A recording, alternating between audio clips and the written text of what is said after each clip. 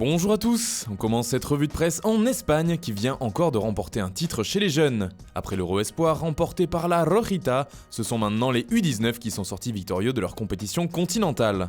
Ils ont sorti les Français en demi-finale avant de battre le Portugal 2-0. La sélection U19 fait ainsi la une de Marca ce dimanche et devient la première génération espagnole à remporter successivement le championnat d'Europe U17 et U19.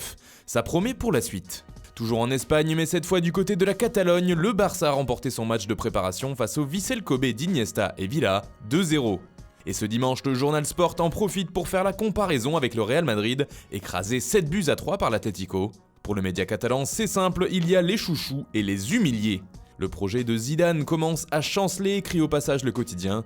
Mundo Deportivo aussi s'amuse du Real, mais plus subtilement. 7 titre le journal, 7 comme le numéro du double buteur Blaugrana Carles Pérez, 7 également comme le numéro de Ferran Torres, jeune buteur avec les U19 espagnols, mais aussi et surtout 7 comme le nombre de buts encaissés par le Real en amical contre l'Atlético.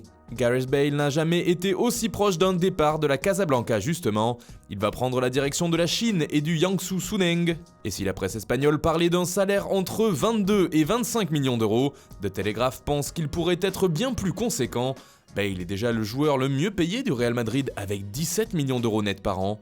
Mais le quotidien britannique croit savoir qu'il va empocher plus d'1 million de livres par semaine, soit un total sur l'année d'environ 52,8 millions d'euros, environ le double de ce que la presse espagnole avançait ces dernières heures. Toujours dans les journaux anglais, The Times rapporte aujourd'hui qu'Arsenal pourrait bien shipper Nicolas Pepe au Napoli, qui faisait figure de favori sur ce dossier. Les Gunners battraient ainsi leur record en termes de transfert puisqu'ils offriraient un chèque de 80 millions d'euros en échange de l'attaquant ivoirien. The Times précise aussi que Liverpool a pris contact avec l'agent de Pepe, qui a décidément bon nombre de prétendants. A noter que si Arsenal ne parvient pas à faire venir le joueur du LOSC, il pourrait se tourner vers Florian Thauvin.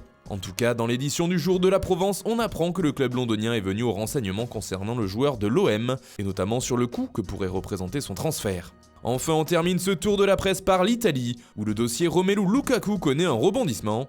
Alors que l'Inter semblait pendant longtemps le seul club concerné, la Juve serait entrée dans la danse, et la vieille dame aurait même fait mieux puisqu'elle pourrait bien prendre l'avantage dans cette bataille à deux. Grâce à la présence de Dybala, les Turinois pourraient faire pencher la balance de leur côté. Le duel entre la Juve et l'Inter pour engager Lukaku devient incandescent, écrit Tuttosport. United évalue le joueur belge à 85 millions d'euros, mais les Bianconeri en demandent 15 millions d'euros de plus pour céder son joyau argentin.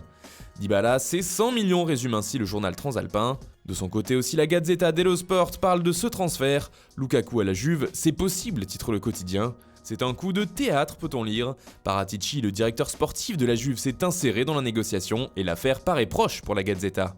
Voilà, c'est tout pour ce matin. Bonne journée à tous, on se retrouve très vite pour une nouvelle vidéo sur Foot Mercato.